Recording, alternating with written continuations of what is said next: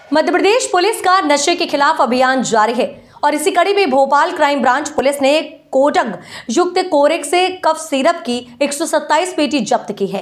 Crime branch police का कहना है कि आरोपी भोपाल से मैहर तक सिरप सप्लाई करता था और आरोपी कई दिनों से कोरेक्स कफ सिरप को अवैध मादक पदार्थ के रूप में सप्लाई कर रहा था। डीसीपी क्राइम श्रुत कीर्ति सोमवंशी ने बताया कि मैहर पुलिस की सूचना पर भोपाल पुलिस आयुक्त हरिनारायण चारी मिश्र, अतिरिक्त पुलिस अधीक्षक अनुराग शर्मा ने आरोपियों की धरपकड़ कार्यवाही करने के निर्देश दिए गए हैं। आपको बता दें कि इसके बाद पुलिस ने कार्यवाही की। फिलहाल आरोपी से पूछताछ चल रही है। इधर ग्वालियर से भी कनेक्शन होने की संभावना है। आपको बता दें क्योंकि सप्लाई के लिंक ग्वालियर तक मिली है। फिलहाल में आरोपी से पूछताछ की जाएगी और उम्मीद है कि पूछताछ में और भी कड़ी खुलने की संभावना है। क्राइम ब्रांच द्वारा जो भोपाल में ऑपरेशन अंकुश चलाया जा रहा है, उसके संबंध में लगातार जो भी सूचनाएं मिल रही हैं उस पर कार्रवाई की जा रही है। रिसेंटली हम लोग को ये एक सूचना मिली थी कि शाहजहानाबाद में एक स्थान पर कुछ बॉक्सेस में जो कोडीन युक्त कफ सिरप है उनका भंडारण किया गया है और उसको इलीगल रूप से बेचे जाने की संभावना है। उस संबंध में हम लोगों ने थोड़ी सी जांच पड़ताल की और उसके बाद जो लोकेशन प्राप्त हुई थी वहाँ पर हमने रेड की थी, जहाँ पर करीब 127 पेटी लगभग 15,000 के ऊपर की बॉटल जो है, जिनकी कीमत लगभग 26 लाख के आसपास होगी, वो प्राप्त हुई है। इस संबंध में एक आरोपी को गिरफ्तार किया गया है जो कि जिसके भंडारण में ये कोडीन युक्त कोरेक्स यानी ऑनरेक्स कफ सिरप मिला है और उससे अभी अब पूछताछ जारी है कि इसके पहले की उसके कितने कंसाइनमेंट यहाँ पर आ चुके थे और इसके पहले उसने कितने लीटर या कितने कंटेनर्स में इसको बेचा है।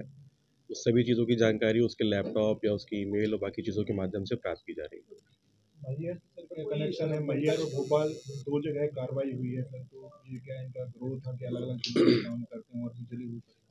दरअसल जो ये आपका कफ सिरप है इसका सप्लाई मैहर, कटनी और इस तरह के क्षेत्रों में ज़्यादा है। तो वहाँ पर जब ये एक पहली कार्रवाई हुई थी तो वहाँ से हमें ये सूचना प्राप्त हुई थी कि इनका जो सप्लाई का चेन है उसका एक लिंक भोपाल में भी है। उसी सूचना पर काम करते हुए हम लोगों ने ये रेड की थी और उसके बाद ये उसमें जब्ती की है। इसमें जो इसके बैकवर्ड लिंकेजेस हैं हम लोग उस पर भी अभी काम कर रहे हैं कि ये पीछे कहाँ से मैन्युफैक्चर होके और फिर किस किस रूट से मध्य प्रदेश में आ रहा है, उस पर भी सूचना प्राप्त की जा रही है।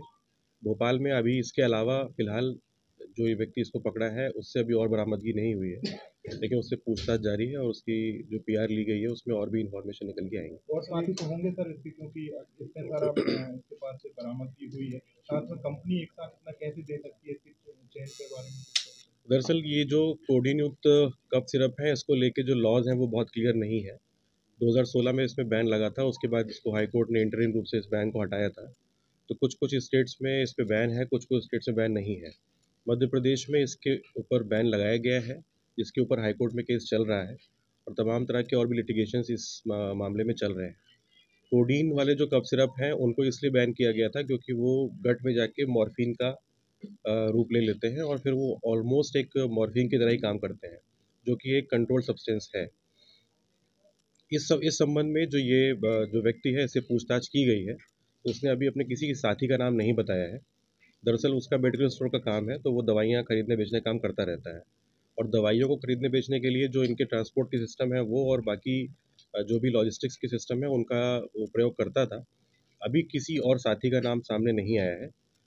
जो इसके बैकवर्ड लिंकेजेस हैं जिसमें ग्वालियर का एक लिंक सामने आ रहा है जहाँ से ये चीज़ सप्लाई होके आई है, पर ज़रूरी नहीं है कि वहाँ पे वो उसका भंडारण किया गया हो सकता है वो केवल ही लॉजिस्टिक की सप्लाई वाला एंगल हो। तो पुलिस अभी उस पे काम कर रही है और होपफुली आगे उसमें और भी कुछ जो है तथ्य सामने निकल कर आएंगे। सर भोपाल में भी कहीं कुछ सप्लाई करता था क्या ये? मैहर भोपाल जिले के अलावा और किन किन जिलों में ये सप्लाई की बात की जा रही है? अभी फ़िलहाल जो पहली कार्रवाई हुई थी मैहर की, सतना, कटनी की, वहाँ तक की सप्लाई की चीज़ें सामने आ रही हैं।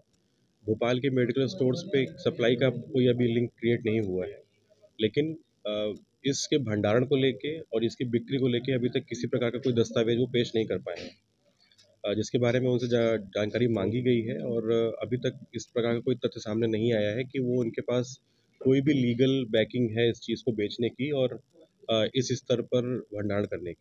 सर, इसमें जो मुख्य आरोपी है इसका कोई दूसरा अल्टरनेटिव